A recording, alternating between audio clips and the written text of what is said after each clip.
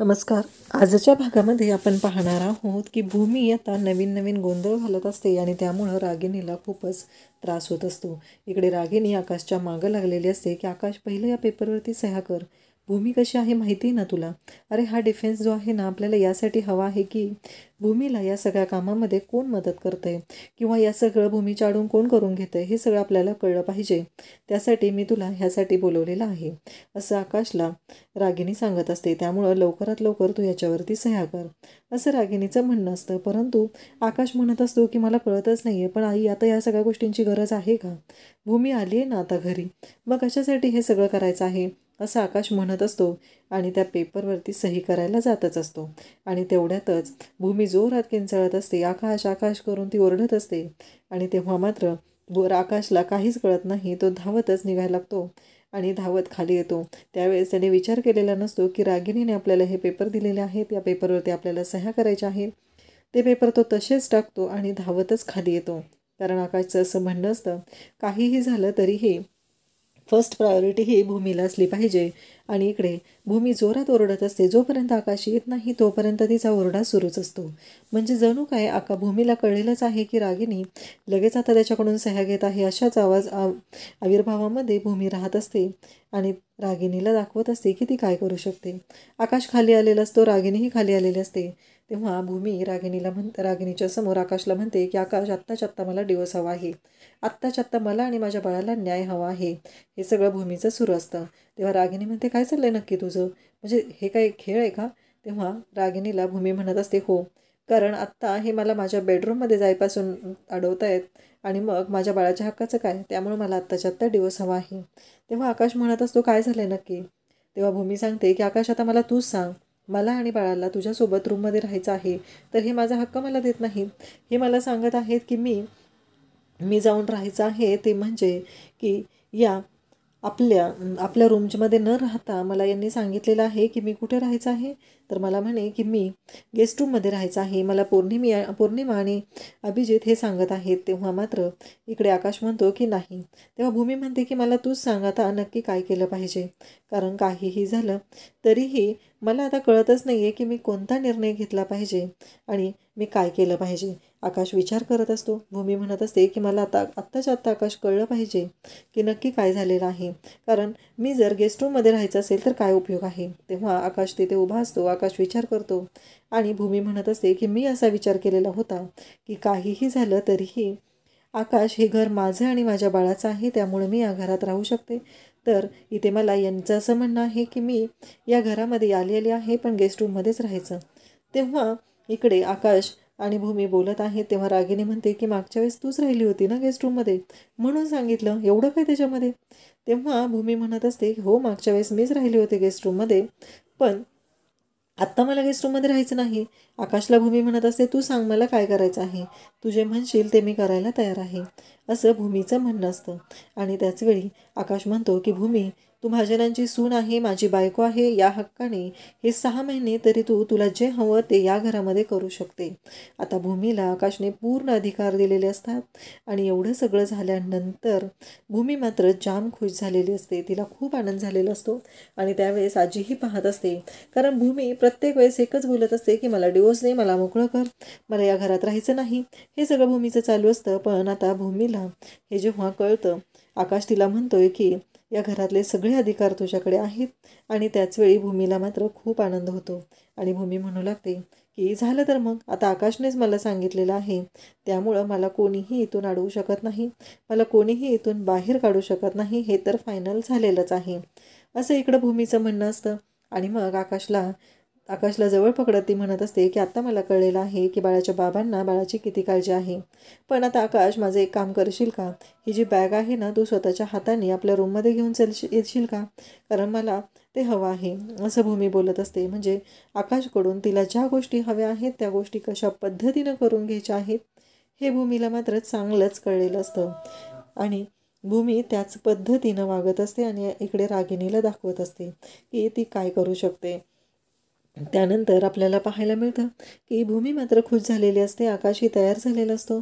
आकाशही लगेचच तयार होतो आणि म्हणतो की चालेल. असं म्हणत तो भूमीला आता घेऊन चाललेला आहे. भूमी खुश आहे.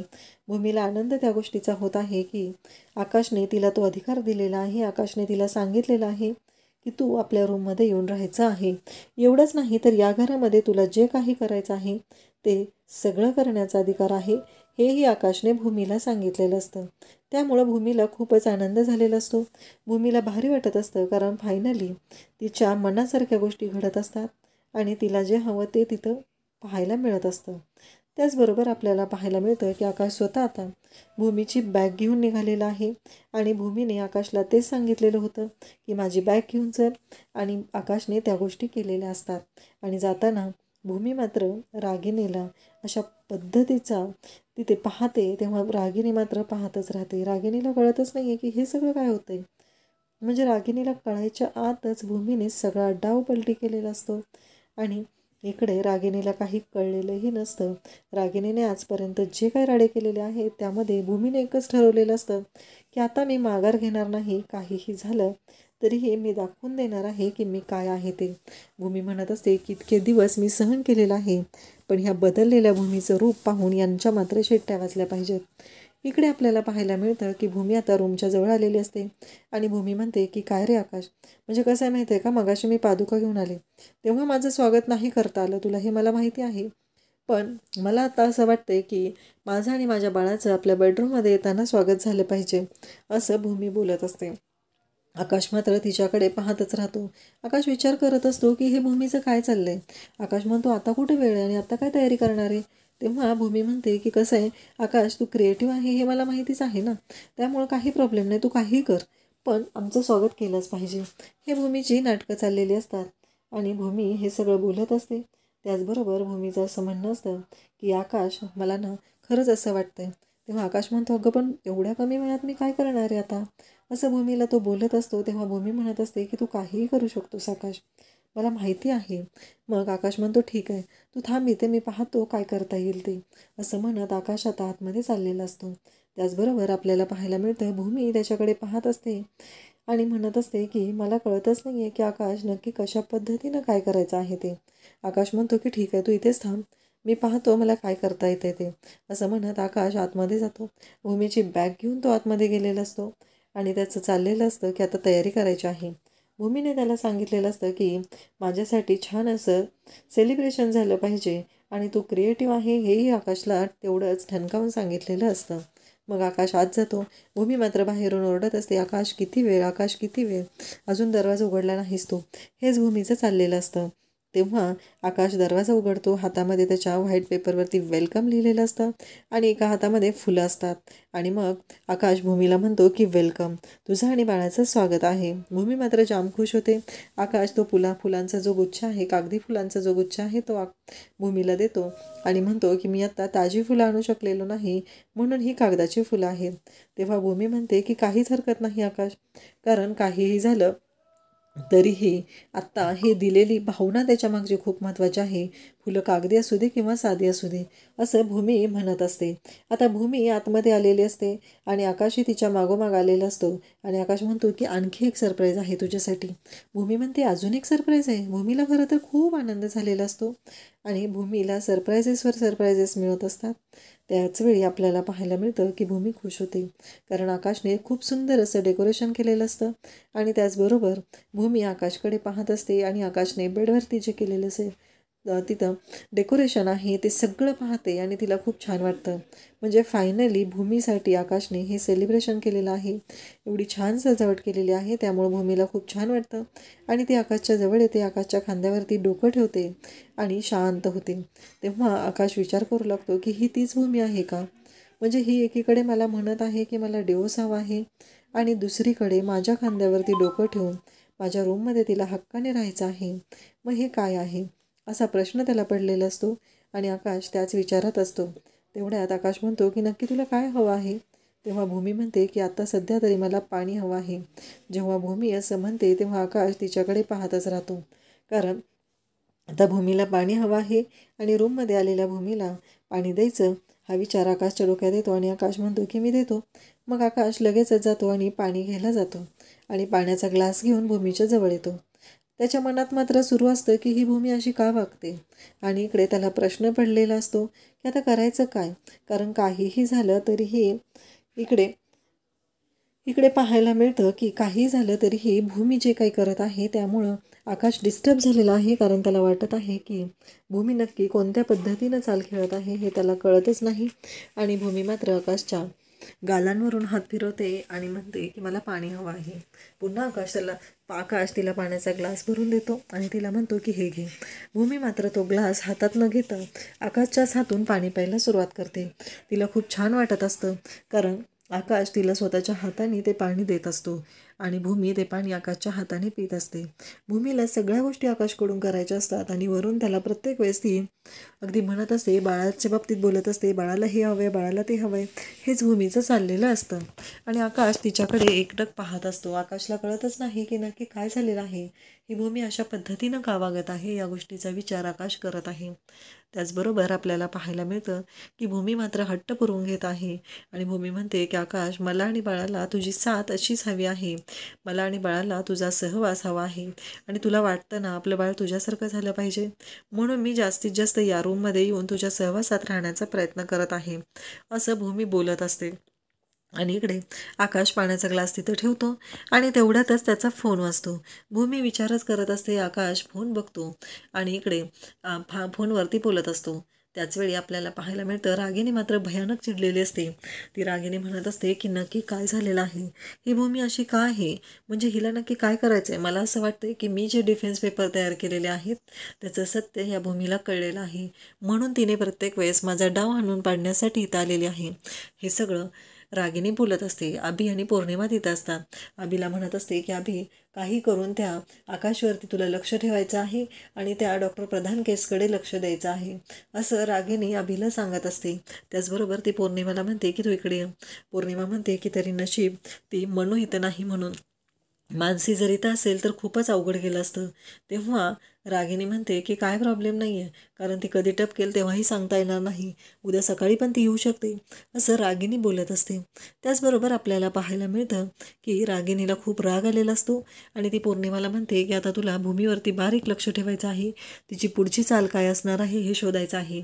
एकतर पारितोषच्या मदतीनं तिनं डॉक्टर प्रधान केस ओपन करत आहे आणि त्यामुळं खूप मोठा गोंधळ येणार आहे. हे सगळं भूमीच्या बाबतीत रागिनी बोलत असते. तेव्हा पौर्णिमा म्हणत असते की पण आई, आता जी बदललेली भूमी आहे ना ती खूप डेंजर आहे, खरंच खूप विचित्र आहे ती, कारण तिचं वागणं तिचं बोलणं तुम्ही बघितलं ना कसं आहे ते. हे सगळं रागिनीला पौर्णिमा सांगत असते. पौर्णिमाचं हे बोलणं ऐकल्यावर रागिनी तिला सांगते की इकडे. पौर्णिमा घाबरत असते. तेव्हा रागिनी म्हणते की नाही, तू ये इकडं, आणि पौर्णिमाला जवळ घेते आणि म्हणते तूच माझ्या जवळचे, मी कशाला तुला काय म्हणणार आहे, असं म्हणत रागिनी पौर्णिमाला समजावत असते, तिला सांगत असते. तिला म्हणत असते की एक गोष्ट लक्षात ठेव, काही झालं तरीही भूमीवर बारीक लक्ष ठेवायचं आहे, तिचं नक्की काय चालू आहे काय नाही हे गोष्टी लक्षात घ्यायच्याच आहेत. आबीलाही तिने इन्स्ट्रक्शन दिलेले आहेत आणि तिने स्वतःलाही सांगत आहे की मीही त्या भूमीवरती बारीक लक्ष ठेवणार आहे. हे सगळं रागिनीचं बोलणं चालू असतं. त्याचबरोबर आपल्याला पाहायला मिळतं की रागिनी भयानक चिडलेली असते, कारण ऐन वेळी येऊन भूमीने तिचा डाव उधळलेला असतो आणि आता दुसरा डाव उधळलेला असतो, तो म्हणजे आता महाजनांच्या घरी ती राहायला आलेली असते. इकडे आकाशला फोन आलेला असतो. आकाश चेंज करून येतो म्हणून सांगितलेलं असतं आणि तो पोहोचलेला असतो. तो म्हणजे पारितोषच्या ऑफिसच्या बाहेर. तिथे तो वॉचमन असतो. त्याला तो बोलवून घेतो आणि मग आकाश त्याला म्हणतो की मला तुला विचारायचं आहे, मी जे काम सांगितलेलं आहे ते खूपच महत्त्वाचं आहे. इकडे रागिनीच्या मात्र अंगाची लाही झालेली आहे. काही करून तिला हे सगळं मिळवायचं आहे. आकाश इकडे त्या वॉचमॅनला विचारत आहे आणि म्हणत आहे की मला मी जे सांगितलेलं आहे ते हवं आहे. तेव्हा वॉचमन म्हणतो पण पारितोष सरांच्या ऑफिसमध्ये आहे ना मी, हे कसं शक्य आहे. आकाश म्हणतो ते मला माहिती आहे, याच्यामुळं तुला काही नुकसान होणार नाही किंवा पारितोषलाही काही होणार नाही. मी नंतर बोलून घेईल त्याच्याशी. मला माहिती आहे तू तुझ्या मालकासोबत किती लॉयल आहे ते, कारण तू माझ्या ऑफिसमध्येही काम केलेलं आहे, म्हणूनच मी तुला हे बोलत आहे, असं आकाश त्याला बोलत असतो. आणि त्याचबरोबर आकाशचं असं म्हणणं असतं की काही झालं तरीही एक गोष्ट मात्र कायम लक्षात ठेव, ती म्हणजे पारितोषने जरी काही विचारलं तरी आत्ता त्याला काही सांगू नको असं आकाश ठणकावून त्याला सांगत आहे. पण तो वॉचमन मात्र म्हणत असतो की मला कळत नाही आहे की नक्की काय करू, कारण मला ना पारितोष सरांना न सांगता ही गोष्ट करणं योग्य वाटत नाही. आणि मग तो वॉचमन शेवटी तयार होतो. आकाश म्हणतो की मी नंतर नक्की पारितोषला सांगेल, तुम्हाला माहितीच आहे ना, असं तो त्या वॉचमनला बोलत असतो. त्याचबरोबर आकाशचं असं म्हणणं असतं की वॉचमनला तो सांगत आहे काही झालं तरीही आत्ता ही गोष्ट दुसरं कोणालाही सांगायची नाही, असं आकाशने स्पष्टपणे त्याला सांगितलेलं असतं. त्याचबरोबर पारितोषच्या बाबतीतलं त्याने हे जे गुपित आहे ते काढायचं ठरवलेलं आहे. 2 डिसेंबरचं CCTV फुटेज आकाशला हवं आहे. आता नक्की आकाशला हे फुटेज कशासाठी हवं आहे, नक्की त्याच्या डोक्यात काय प्लॅन चालू आहे, हे आपल्याला पुढे पाहायला मिळणार आहे. त्याचबरोबर इकडे आकाशने ठरवलेला आहे आणि तो फायनली जो वॉचमन आहे तो या गोष्टीसाठी तयार होतो. आणि तो म्हणतो की ठीक आहे, मी तयार आहे तुम्हाला ते द्यायला. परंतु इकडे आकाशला मात्र असं वाटत असतं की काही झालं तरी एकदा का ते 2 डिसेंबरचं जे फुटेज आहे ते जर मला मिळालं तर मी भूमीच्या बाबतीत काय झालेलं आहे, भूमीला कोणी किडनॅप केलेलं आहे ते सगळं शोधून काढू शकेल. आणि मला समजेल की नक्कीच त्या दिवशी आई त्या सगळ्यामध्ये सामील नव्हती, कारण भूमीने तर मला असं सांगितलेलं आहे की हे सगळं रागिनी आत्याने केलेलं आहे. पण आता मलाच पुरावे शोधायचे आहेत. म्हणजे आकाशने आता भूमीची साथ देत सगळे पुरावे शोधण्याचं ठरवलेलं आहे. आणि त्यासाठी त्याने पहिलं पाऊल टाकलेलं आहे ते म्हणजे इकडे पारितोषच्या कंपनीबाहेरचं CCTV फुटेज मिळवणं. एकदा का पारितोषच्या कंपनीबाहेरचं CCTV फुटेज मिळालं की आकाशच्या हाती खूप मोठा पुरावा लागणार आहे. आणि 2 डिसेंबरला रागिनीने हे रचलेलं कारस्थान आहे हे मात्र आकाशच्या लक्षात येणार आहे. त्याचबरोबर आपल्याला पाहायला मिळणार आहे की काहीही झालं तरीही ज्या गोष्टी घडलेल्या आहेत त्या आकाशला शोधून काढायच्या आहेत. पण इकडे आता एक मोठी गोष्ट घडत आहे, ती म्हणजे की ते आकाश ह्या वॉचमनला का भेटायला आलेलं आहे हे त्या अभिला कळलेलं आहे. आणि त्यामुळंच अभि विचार करत आहे, अभिचं असं म्हणणं आहे की काहीही झालं तरीही मला कळलंच पाहिजे की नक्की कशा पद्धतीनं गोष्टी झालेल्या आहेत, हा आकाश त्या वॉचमनला का भेटत आहे, हा विचार आता अभिने केलेला आहे. त्यानंतर आपल्याला पाहायला मिळतं की इकडे जेव्हा भूमी हे सगळं पाहत असते आणि त्याचवेळी भूमीने आता पारितोषला फोन केलेला आहे आणि पारितोषला सांगितलेलं आहे की तू ज्या पद्धतीनं म्हणत होतास त्या पद्धतीनं मी या घरात तर राहायला आलेली आहे, परंतु काही गोष्टी अशा पद्धतीनंही मॅटर करत आहेत हे मला आता कळलेलं आहे. हे जेव्हा चालू असतं तेव्हा मात्र पारितोष भूमीला म्हणत असतो पण तुला जपून राहावं लागेल हां. तेव्हा भूमी म्हणते नाही रे पारितोष, कारण काही झालं तरी आता ती लोक मला जपून राहणार आहेत. किती दिवस मी सहन करणार आहे त्यांचा अन्याय, त्यांनी प्रत्येक वेळेस माझ्यावर अन्याय केलेला आहे आणि मी फक्त तो सहनच करायचं का, असं भूमी पारितोषला म्हणत असते. त्याचबरोबर आपल्याला पाहायला मिळतं की भूमी पारितोषला म्हणते की तू एवढं छान बोलतोस, तुला कोणी सांगितलं नाही आहे का कधी. तेव्हा पारितोष म्हणतो हो, आणि पारितोष खरंच खूप छान अशा शब्दांमध्ये भूमीशी बोलत असतो. आणि भूमीला तो आणखी सांगू लागतो की डॉक्टर प्रधान आहेत, यांची केस रिओपन झालेली आहे, मी माझे कॉन्टॅक्ट वापरलेले आहेत आणि ती केस रिओपन केलेली आहे. त्यामुळे लवकरात लवकर आपल्याला कळणार आहे की नक्की डॉक्टर प्रधानांचा मृत्यू हा घडवून आणलेला आहे, त्यांचा नैसर्गिक मृत्यू झालेला नाही. भूमी म्हणते की आता याच गोष्टीची मजा घ्यायची आहे, कारण या सगळ्यामुळं रागिनीला जे काय वाटणार आहे ना ते मात्र मजेशीर असणार आहे. कारण भूमीला काही करून रागिनीच्या बाबतीत हे सगळं जाणून घ्यायचं असतं आणि रागिनीची वाट लावायची असते. त्यासाठी भूमीने हा सगळा प्लॅन केलेला असतो आणि तिच्या डोक्यात हे सगळं सुरू असतं. त्याचबरोबर आपल्याला पाहायला मिळतं भूमीने पारितोषच्या मदतीने हा सगळा प्लॅन केलेला आहे. ही गोष्ट मात्र रागिनीलाही तेवढीच माहिती आहे आणि रागिनी पारितोषला कोंडीत पकडण्याचा प्रयत्न करत आहे. कारण रागिनीला असं वाटत आहे की काहीही झालं तरीही ही भूमी प्रत्येक वेळेस मला मात देत आहे, त्यामुळं हिच्या बाबतीमध्ये मला नक्कीच काहीतरी वेगळा निर्णय घ्यावा लागणार आहे, हे सगळं भूमीच्या बाबतीतलं विचार करत आहे. त्याचबरोबर उद्याच्या भागात आपल्याला पाहायला मिळणार आहे की भूमी जी आहे ती आता रागिनीकडे आलेली आहे आणि रागिनीला म्हणत आहे की काही झालं तरीही आता तुम्ही खूप काम केलेलं आहे या घरासाठी, तुम्ही दमलेले आहात, परंतु आता या घराची जबाबदारी माझ्याकडे असणार आहे. त्या तिजोरीतून पैसे काढून आणायचे आहेत ना, मी घेऊन येते, ते माझ्याकडे द्या. काही झालं तरीही या घराची जबाबदारी मात्र आता मी घेणार आहे, त्यामुळं तिजोरीतनं पैसे काढायचं कामही माझंच आहे. त्यावेळेस रागिनी मात्र भूमीला म्हणत असते, तू पैसे काढायला जाशील ग, पण तुला एक गोष्ट माहिती आहे का, कारण काही झालं तरी त्या तिजोरीच्या चाव्या माझ्याचकडे आहेत. त्यावर मात्र भूमीचं असं म्हणणं असतं की उद्या तुम्ही स्वतःच्या हाताने त्या चाव्या माझ्या हातात सोपवाल. आणि इकडे रागिनीला भूमी चांगलीच अद्दल घडवत असते. अशाच अपडेट्ससाठी चॅनलला सबस्क्राईब करा.